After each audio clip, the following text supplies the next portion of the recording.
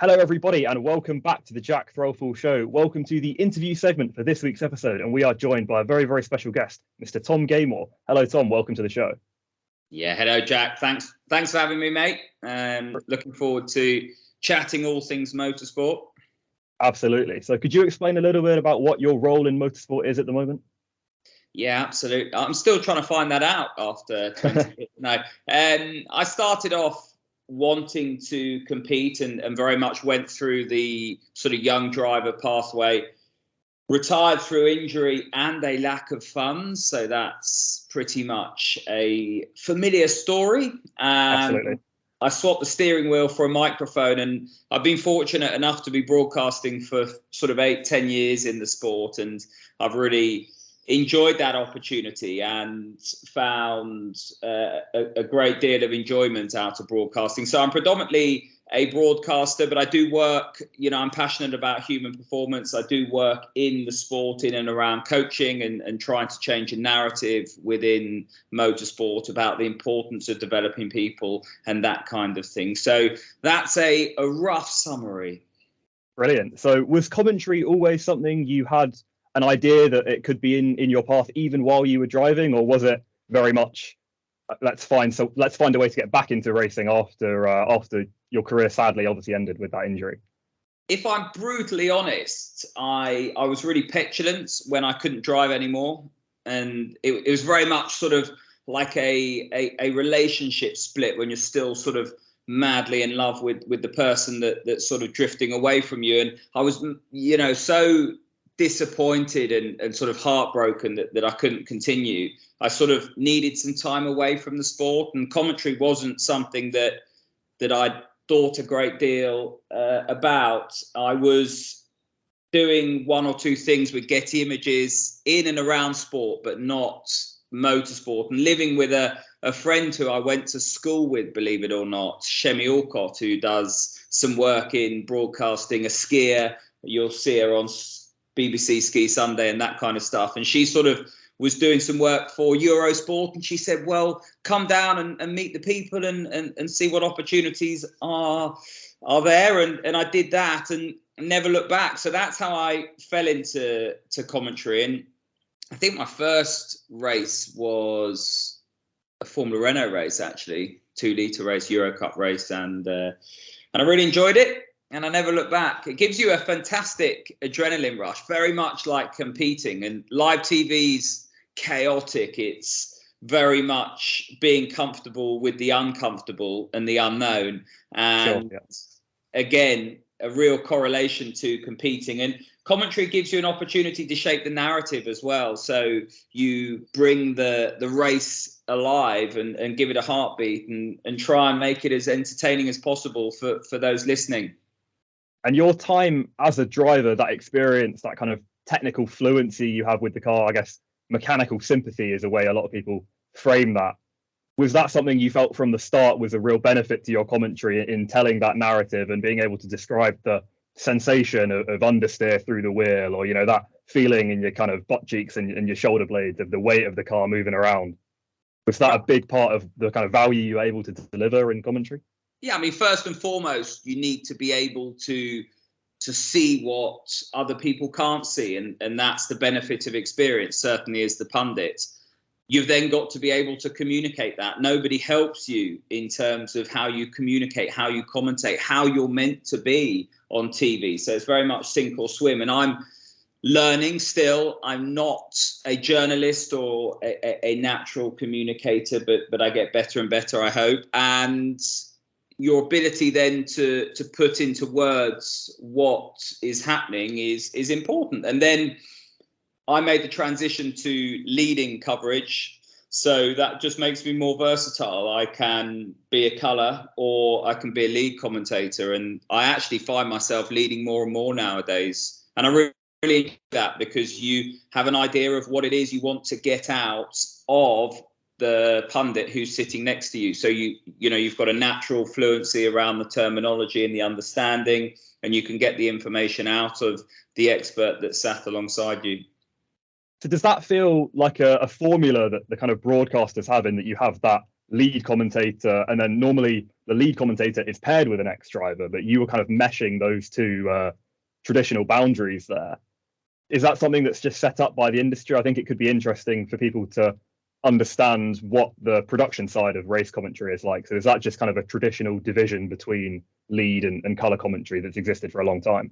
Yeah, I think it's down to the individual. You've got to have the appetite to do it. So a high-profile example is Gary Lineker, for example, who's made it from the transition from a pundit to the lead. The lead role's very, very different. You're topping and tailing the program. You've got to be across your associate producers, the director. You've got all the talk back, the fresh restarts, the cue points, the ins and outs to graphics, that kind of thing. So there's a lot going on. And then you've got to listen to whoever it is alongside you, what they're saying, wrestle questions back into commercial breaks, that kind of thing. So it's quite a chaotic environment. And you've got to have the appetite to want to do it and also be capable in that role. There's a lot to learn. And you don't really have a facility to learn that. It's very much off the 10-meter board and hope you swim.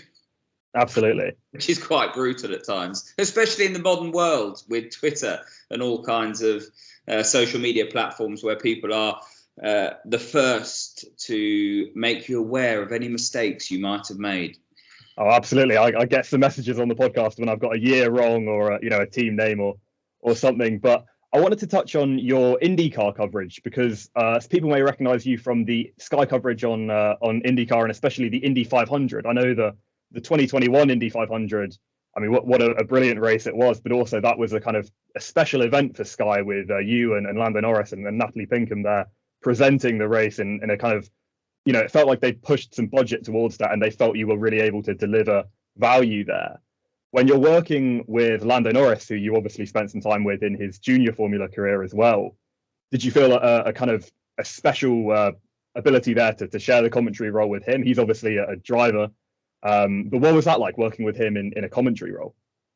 Well, Lando's a natural, isn't he? Does a lot of work on his digital platforms, streaming on Twitch and various different things. He's very personable. He's got a wonderful way about him and an ability to get his personality across and put everybody who's listening at ease. So it's always a pleasure to be with Lando. He's an individual who is under a huge amount of pressure and has the capabilities to be himself, which I know that sounds strange, but once you push into that bubble and that platform of Formula One, it's very easy to lose your way and to almost feel like you've got to act in a certain way. You've got to be a Formula One driver. You've got to be, ruthless, or you've got to be this, or you've got to be that. And, Lando's not, he's doing it his way. And that's very difficult to do when you've got all the expectation and the pressure that's on his shoulders. So to see him again for the IndyCar was good fun. I said, how much do you know about IndyCar? He said, not a great deal. So yeah, fair enough. So we just stayed to the sort of driving perspective or angle with him. And Natalie did a great job presenting it. She's such a wonderfully charismatic person and a consummate professional. She's always very polished and does her research. So it was a really fun day out, and well done to Sky for creating the opportunity. And we're trying to do the same or similar for this year as well. And as Sky looks to be more involved with IndyCar and deliver that to a UK audience, and we look to the 2022 IndyCar season, we've had the first two races now, and in both of those, it's looked like the Penske cars and specifically Scott McLaughlin have taken a real kind of charge towards this championship. How did you view those first two races of this IndyCar season? Well, it's a big year for Penske, wasn't it? I think they went 8 or 9 races last year without a win. Their worst start to a season for as long as I can remember. They downsized from 3 to 4 cars and they lost Gavin Ward as well to Arrow McLaren SP. And there are a lot of changes behind the scenes. So there was a few question marks, but you can never, ever underestimate Penske. And I don't think anyone did. It was just a case of, well, you've got to go out and do it. They finished last year reasonably strongly. Joseph Newgarden, who had a difficult start to the year, took it to the final round, so all credit to him. Almost flew under the radar. And listening to him pre-season, he sounded so confident, and it wasn't that sort of bravado that you tend to get, that sort of PR speech pre-season. There was a genuine belief. You're really bought in to what it was he was saying and how he was communicating. So it's not a surprise that they are at the front. But the big surprise is it's Scott McLaughlin who's leading that charge, Absolutely. albeit pipped at the post in heartbreaking circumstances. If you're a Scott McLaughlin fan or a motorsport fan, you really felt for him, didn't you? Led 106 laps and just caught David Malukas, the lap car, at the wrong time, and that slowed his momentum. And Newgarden, who just had a bit more grip underneath him on that front axle, was able to get on the throttle earlier through 4 and go around the outside and pip him to the line. It was 6/1000ths of a second, wasn't it? So 6/100ths of a second, I think. So Scott McLaughlin spearheading that Team Penske charge is a bit of a surprise. And he's done it before. He's done it in a very competitive championship. He's got a wonderful way about him. And we interviewed him before Texas, and just his speech around being mindful and the amount of work that goes into that sort of mental preparation, preparing to be the best that you can be on arguably the largest days of your career. So he's very switched on, and it's just a case of bringing that formula and that strength and understanding of self into the IndyCar, a very different environment to what he's used to, but he's making the transition very, very well. I mean, unthinkably well, really. It's such a different discipline to go from a big Aussie V8 to a single seater. And you've only got to look at the struggles Jimmy Johnson's having to underpin and cement what a wonderful job Scott McLaughlin's doing. And then for the Sky F1 viewers, particularly in the UK, coming as new fans to IndyCar, a name they're going to recognise is Romain Grosjean, and he's driving the Andretti car that are looking to put up a significant challenge to Penske, another big team, big budget team in the sport. How have you looked at Romain Grosjean's transition there? Because the 2021 season, it was quite fascinating for me. To be honest, it was kind of the first time I'd watched IndyCar race by race and really understood the dynamic of the whole championship. But seeing the 3 rookie badges on the timesheet next to Jimmy Johnson, Scott McLaughlin and Romain Grosjean being the rookies, seeing how they're going to adapt and their inexperience in IndyCar was really fascinating, because you got to see this test of how they adapted to the different scenarios. And I think Grosjean exceeded expectations in a long way with his qualifying pace and his race performances towards the end of the year. So how have you looked at his success over there in getting promoted to a top team? Yeah, I think like Scott McLaughlin, he's a really intelligent chap, Romain Grosjean, and he's got a huge amount of experience, but he brings a level of professionalism, but he's got that ability to free up his plate. So he can drive very, very quickly, but also free up the plate and understand the strategy and what's going on around him. He was very, very quick, which wasn't a surprise last year. And it's going to be interesting to see how he goes on the ovals this year. I mean, he really struggled for confidence in the early stages at Texas. You could see he can run a quick lap, but talking to all the rookies, they all pinpointed Sunday as a very, very different dynamic to the speeds that they'd run on the test days and qualifying, because actually doing that in a pack and or with the opportunity of a second lane as well is very, very different. And you could see he was professional and cautious, because very easy to fence it and dent your own confidence, because when you do fence it at 220 miles an hour, you're not quite as quick as you were before. And I always remember 1 or 2 Americans saying to comments I've made where, well, look, you know, he's super fast, and they'll always look at me and say, well, he hasn't hit the wall yet. And what they mean by that is once you've taken a big hit, it really does dent your confidence. And so he didn't take any unnecessary risks. He used all his experience and was let down with a mechanical failure. So it's going to be interesting to see how he goes on the ovals. Andretti are under a bit of pressure in my eyes this year as well, because they're underperforming. And that might sound harsh, but but that's the reality of the situation. And it's only Colton Herta that can really drag that car back up to where it needs to be and give the team an opportunity for big points. They need to be sure that they can run 3 cars at the front, like we saw Penske doing at the weekend. And on the ovals, since the introduction of the aero screen, they've not been able to do that. And that's the long and the short of it. And how do you look at the career of Alex Palou? Because he seems like someone who was probably very much in the same kind of racing series that you were driving in when you were younger, if just sort of, European Formula Renault, that sort of thing, Formula 3.5, or kind of all the different names that it goes through. But he made that transition much kind of earlier and fully committing not to the FIA junior structure in Europe and Formula One, but to the IndyCar structure and looking to get to one of the top teams there. He's obviously had massive, massive success with that. Do you think that's kind of laid a path for current Formula 2, Formula 3 drivers to follow in those footsteps? I think his story is a wonderful story because he was underfunded, and it was Adrian Campos that took him under his wing many moons ago when you had Euro Formula, and ran him for almost nothing with other drivers coming in to subsidize that budget. He always said that, this kid's special, really special. And when he went to Super Formula, you saw that because he had an ability to master the circuits quickly, and they're difficult places to get your head around the circuits in Japan. Very old-fashioned, traditional, no runoff. If you make a mistake, it's an aeroplane crash in a lot of the places. And he got it done.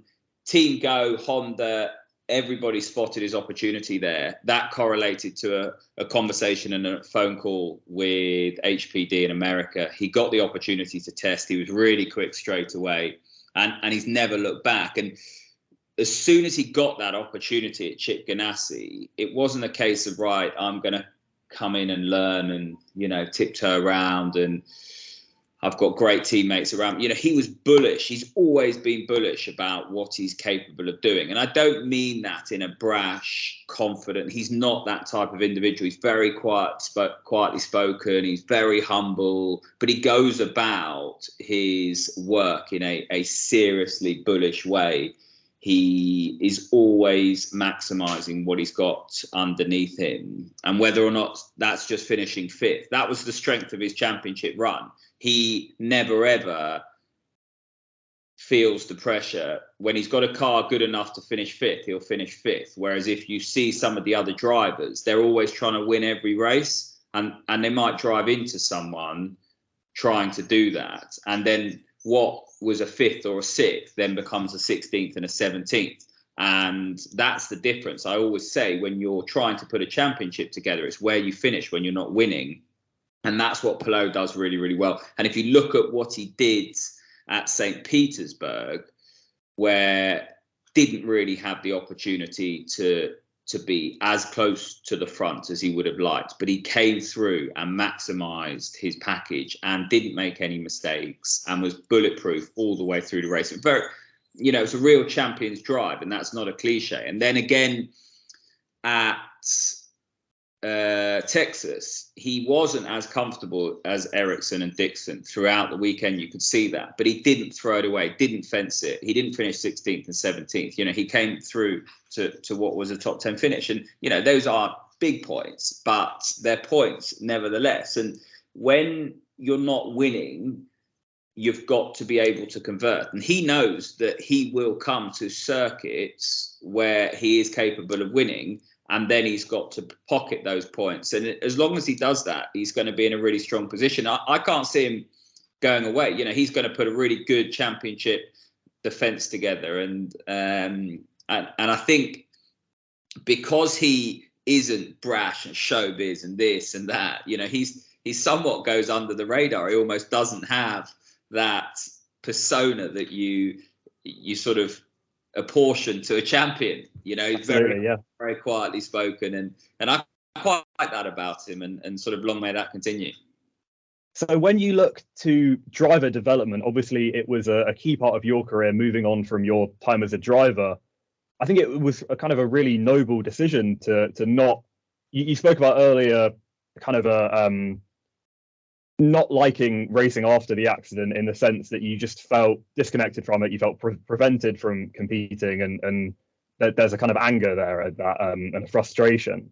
But when you look then to be training other drivers, helping them find their success, maximizing their opportunities, and learning how to compete in championship structures and succeed in junior formula racing, alongside that perspective that Alex Palou has at maximizing opportunities, what were some of the other lessons that you thought were really essential for young racing drivers? I think, and this stems from being inquisitive and spending time in other sports, there's a real emphasis on the technical and tactical in terms of driver development.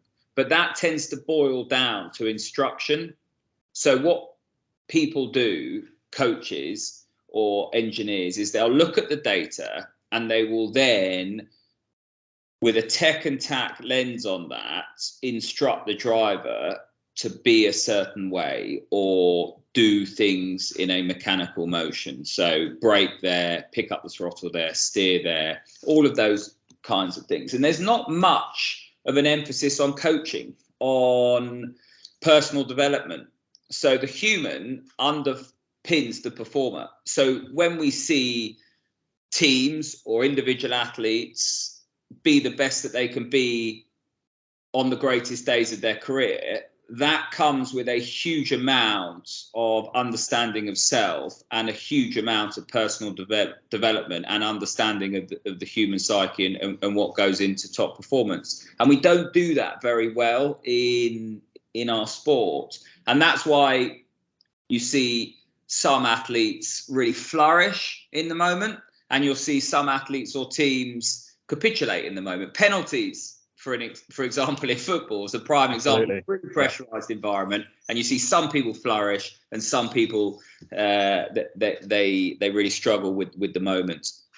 And we don't look too much around why drivers are the way that they are, and that for me sort of coincided with a real movement at the MSA, Motorsport UK as it's known now, from Robert Reed and Ben Taylor and various others, Alexander Wirtz at the FIA, to sort of try and create a coaching structure whereby we replicated what you see in other sports. So we need to develop coaches. At the moment, we have people that are working with young drivers that might be great, they might not, but there's no quality control in that spectrum. So if you look at football, for example, you'll have coaching badges all the way up from level 2 to level 6. There's a great deal of responsibility when it comes to informing and developing others.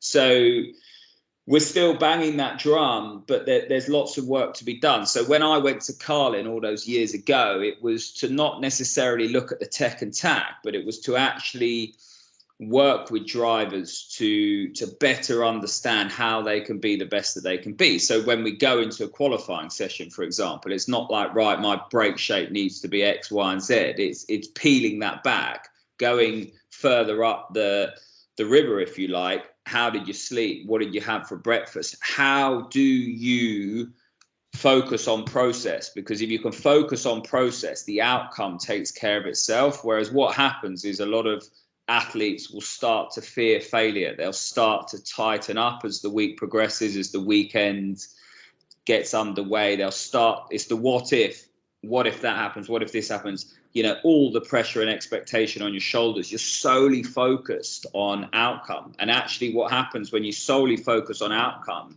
there's an almost emotional release and tightness that prevents you from focusing on the process, the very things that will actually deliver the outcome you almost forget about. And that's a dangerous space to be in. And so I try and do a little bit of work in that area and around that. But to be honest with you, and again, you know, I'm inquisitive. I spend time in other sports. We're actually decades behind in motorsport. There's so much work to be done, but the appetite just isn't there at the moment. And one of the main reasons being is in the junior formula, it's not the teams that control the environment. It's actually the parents, all the sponsor or the investor. So you know, the parents will come to you and say, right, well, Jenson Button did 20 days in an F3 car at Pembrey. I want to do 20 days in an F3 car at Pembrey. And it'd be like, well, what's the outcome there? Why do you want to do that? Well,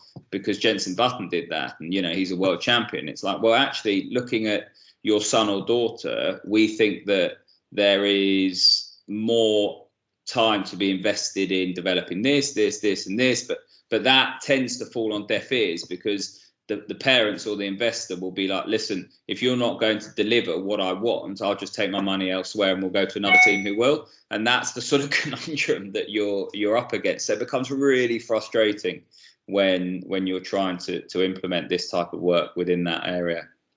And I wanted to touch on the role of money in junior motorsport, because it is an unavoidable part of the sport, and it's something that I think people can be too quick to jump to conclusions about. I think you had written a piece about Lance Stroll a few years ago, where that was very much part of people's perception towards him, in that his father's investment was you know, the central reason why he had succeeded, and that there wasn't an underlying skill there. He's really kind of battled against that and shown, you know, with his podium drive for Williams and his, I think that pole lap in Turkey in 2020 was really brilliant. And there are examples that he's shown to kind of rise above that. But managing that environment in the junior formula, when you spoke about parents coming to you saying that they want the best for their children, but realistically, they kind of just want you to serve the goals they already have and not really come against advice that may be different to what they expect. Are there any particular examples of how you managed that, where you have maybe successfully changed someone's mind there, or where you've reached someone and found success in having to show someone that the path maybe isn't quite what their money is always saying, and where, you know, you've been able to deliver value in your role as a driver coach above just delivering what the parents want to see? Disappointingly, and in short, no. The main, you know, what I will say though is, in reflection and over time, people will come back to you, but you have to give people the space they need to make the mistakes that they need to have that reflection, if that makes sense. So in the moment, it's very, very difficult, and you know, you really are coming up against somebody who is very successful in their own right, who's made an awful lot of money, who has a really clear identity and vision for what they want. And it's very difficult to battle against that. And I never really, you know, battled against that. You know, my role was to be as informative and as professional as I possibly could. And you know, it's up to the individual what they do with that information. And the likes of, you know, Trevor Carlin or Richard Dutton back in the day, or Ollie Oakes at High Tech, you know, they're very, very good at working with the parent. I mean, unimaginably challenging, but very, very good at managing people, you know, whether or not that's employees or parents and drivers. I mean, Trevor's just brilliant at that. So they do very, very well. For me personally, it just wasn't an environment that I felt particularly comfortable in. You know, you go into it with a huge amount of aspiration and enthusiasm to make meaningful change and to drive things forward, and it's very, very difficult to do that. And I think, you know, even from a NGB, a national governing body perspective, Motorsport UK's found that very, very difficult. And if anything's going to change in the sport, it really does need to come from the FIA or the NGBs, because they're the ones that are going to accredit and quality control those areas. And when you look to a driver like Lando Norris, who was a part of that Carlin Junior structure for a long time, had a lot of success in Formula 2 when he was competing with Albon and Russell there. Could you tell from the first time you kind of were working with him and his telemetry, his style around the track, that there was a sort of, you know, like an intangible skill there, that you just feel like someone has that speed, that kind of imperceptible, whatever magic dust it is that can make someone go quickly? Is that something you're always able to perceive when you first meet a young driver, or is it something that can come out over time? Yeah, I think, you know, Lando's speed was never in doubt. There's lots of drivers over time, if you look at the junior formula that actually have exceptional speed, exceptional speed is very much one segment of the umbrella. I mean, look at Colton Herta, his teammate that year in F4. I mean, on his day, he was quicker than Lando, and Lando be the first to sort of compliment Colton on his ability and his natural speed over a lap. The difference between Colton and Lando at that moment was consistency, and that consistency doesn't just come from a tech and tack perspective. It comes from all of the pillars that I've just been talking about, that sort of personal development and that sort of understanding of self, that ability to recognize how you go about being the best that you can be every single minute of every single day. So there's a relentless wave of professionalism from Lando, whereas there was a very, very raw, natural talent from Colton. Colton didn't have that personal development yet. He didn't have that structure around him, and he's developed into a very accomplished driver, and he's still learning. But Lando still has that ability to be very, very quick all the time, and that is down to him. And also, you must credit the people that Lando had around him. So absolutely, yeah, wonderful support team, but not a support team who shaped Lando into being a certain way, which is something that we haven't talked about. It's very common in motorsport that we hero worship those that have gone before us. So Max Verstappen, now every young driver and parent is studying how Max Verstappen did it. We've got to shape our young boy or girl into Max Verstappen because that's how it's got to be. Whereas actually the team around Lando were encouraging him to be himself, were helping him explore what worked for him and giving him space to do it. Very much like Lewis Hamilton, he was afforded years of learning. He wasn't just rushed into certain environments. He did 2 years. He was afforded that opportunity to grow and develop, understand himself, find his feet, grow his confidence. And that has to be down to the support team. And that's a wonderful example of actually a parent trusting the professionals around the definitely child, and actually those professionals being very, very accomplished when it comes to what's required. And so, yeah, a really good case study there. The whole Lando case study is a really strong one. It's no surprise to see him doing what he's doing, and he just treats it as though he's the same. Yeah, he's brilliant. I love him. I think his character and just the way there were so many sort of, I think it's also something that Lewis definitely was influential in changing, and that the stereotype of a Formula One driver, how they should present in front of the media, all these rules that you feel are completely unfairly imposed on people that should really be allowed to be themselves. But whether it's the sponsors wanting, reliable value, they want the same face to say the same thing about whatever brand is on the car. There's been a real change there where now I think the brands have kind of understood that personal ability, that charisma, and that close relationship with the drivers is actually going to be more valuable for the sponsors, and it's going to increase the popularity. It was based on compliance for so long, and it wasn't always like that. You go back to the sort of 80s, early 90s, but then we went through this period of professionalism, sort of 2 decades, where everyone became sort of a cheese sandwich, just very bland and underpinned by compliance. Whereas now you've got drivers showing their personalities. And if you listen to other sports, when you hear of men and women who have gone into England environments, be it rugby or football or cricket, they're like, crikey, I've been picked for England, I've got to behave in a certain way. And that's not behave in terms of off the field. It's like, I've got to be an England player on the field. And all of a sudden you put all this pressure on your shoulders, and actually all you've got to be is the individual that they picked. Yep. Does that make sense? And yep. So many people lose sight of that. They tighten up, they become a figure of their former self, their form drops, they're lost in terms of understanding why, they're unhappy off the field, they're miserable on the field, and it's a sort of a big dark black hole. But Lando's very, very good at actually just being himself. And when you look to the challenge of endurance racing and that kind of the differences between that and junior formula or Grand Prix racing, how do you mentally and physically prepare a driver for those long stints? And you now work obviously on the commentary side of Le Mans, delivering the story of the race in that way. But is there something different about that style of racing that requires a different approach, a different mentality? Yes, you've got to learn to share.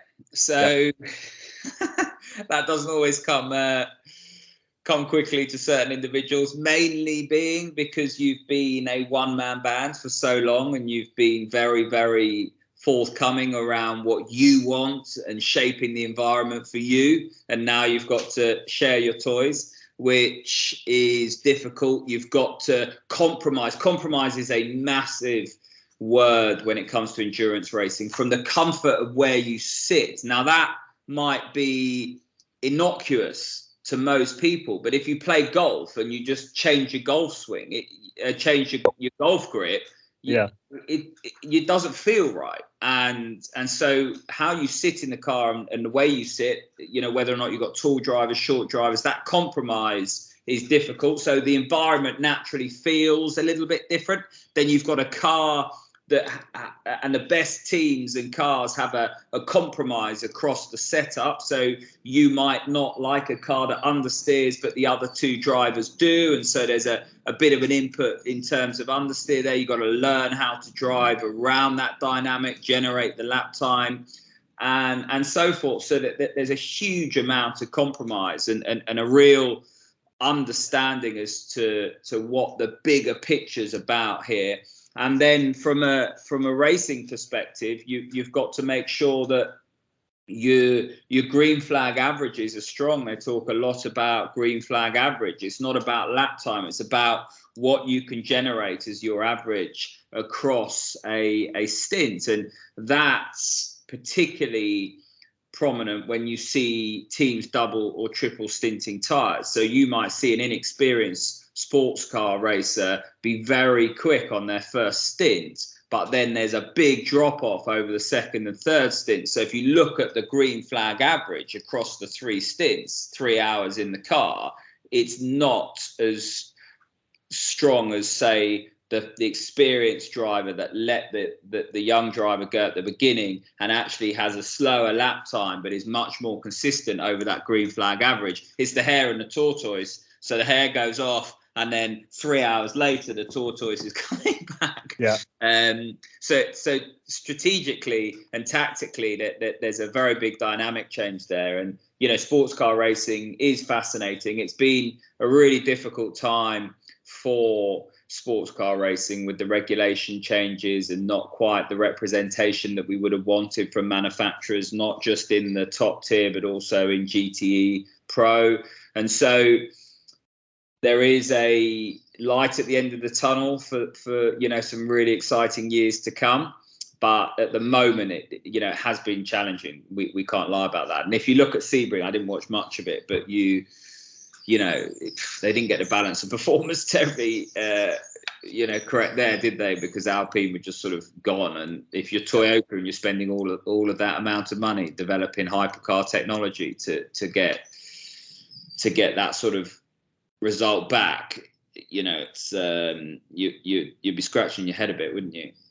Absolutely. And when we look to the triple crown of motorsport, obviously it's kind of quite a historic thing now. Graham Hill, the only man to unify it, but it's been something that Fernando Alonso, in his time out from Formula One after 2018, it was really his ambition to try and go and get that. Do you think that Le Mans maybe stands above the other two in how difficult it is to win, and because of that element of teamwork, it's a different challenge? Or as someone who has worked across all three, I guess, how do you view the Triple Crown?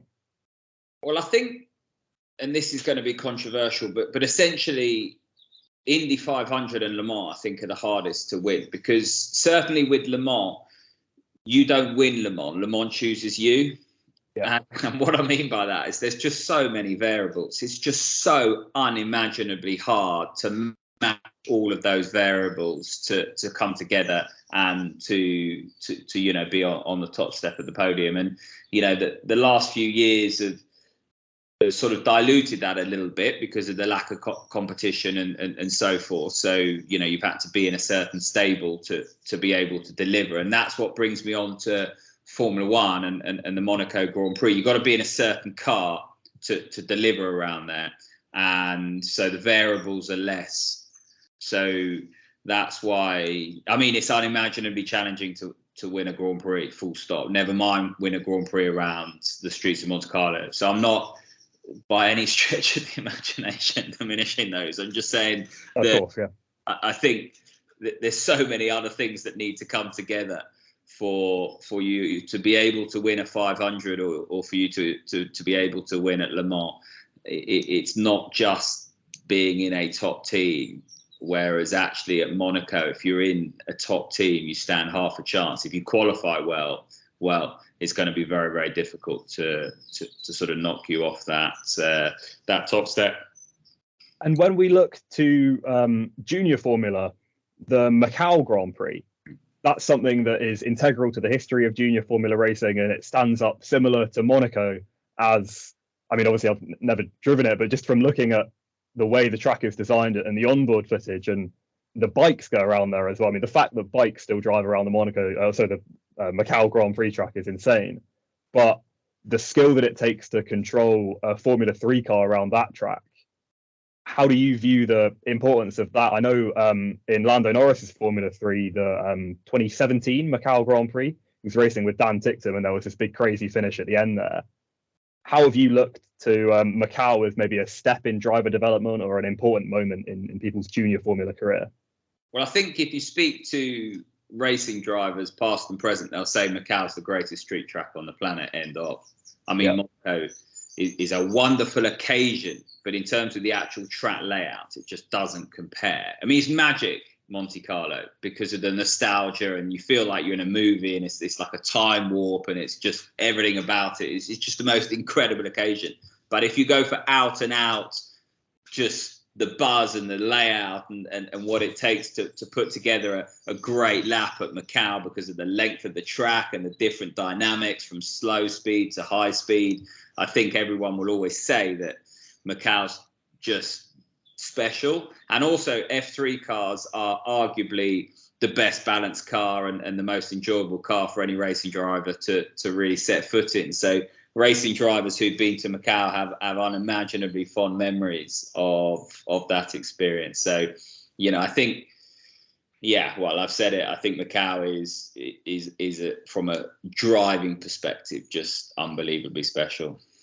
And when you look to the present class of junior Formula drivers, are there any ones that stand out as particularly potential stars for the future? We've got Zach O'Sullivan starting in Formula 3 with Carlin this year, who looks like a real talent. Obviously, some of the Red Bull juniors, you know, it tends to be the ones in the Prema cars and in FIA Junior Formula that are really going to be the ones winning those titles. But are there names that stand out to you maybe in Indy Lights or European Junior Formula?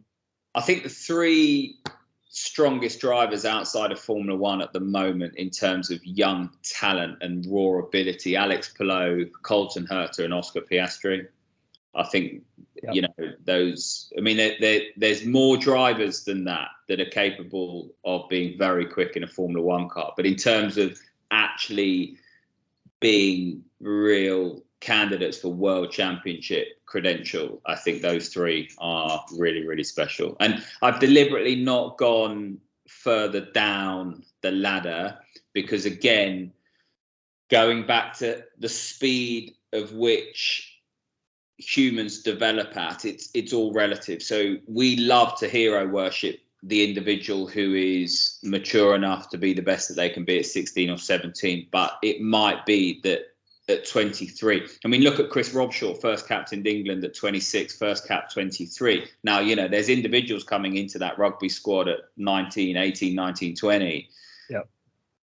They don't, it's how do you develop potential that they don't then go on to achieve what Chris Robshaw's done coming in at 23. So we love to really get that 15-year-old and go, that's going to be the next greatest thing. But and we dismiss people who actually progress through their career. Or let's say somebody's had a year or two in Formula One and they haven't delivered, we then dismiss them. So if they go to another championship and start doing really well, they remain dismissed. There's no space for development or potential or, well, crikey, he's really come of age. It's just like, well, yeah, he was crap in Formula One, so he's going to be crap in this. And that I find really frustrating. Look at Marcus Ericsson, for example. Well, I was going to say Marcus Ericsson, yeah.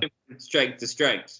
And we just, in other sports, you'll see people come in at a later age and do remarkable jobs. And we don't just go, oh, well, we actually embrace that. And I wish we were just better at embracing that in motorsport. My mind goes to Jamie Vardy. I mean, what a story of a rise through the ranks that was. You would never get that in motorsport. No, exactly. Just be dismissed as an ulterior reason why they're doing well or whatever. And we need to be much better as fans. And that's a collective we. To embrace that. So when we look, kind of final question for this interview, when we look for, a path for the 2022 Formula One season, it seems so open at the moment with the resurgence of Ferrari. It looks like they've got a strong engine at the moment, but said that in 2019 too, I suppose. And we don't really know where the technical development could go. It's such a long season, so much variation in between the tracks. I think we can restrict the predictions maybe to this weekend's race. But how do you see the current dynamic of the Formula One paddock playing out with such a regulation change and with such a great class of young drivers?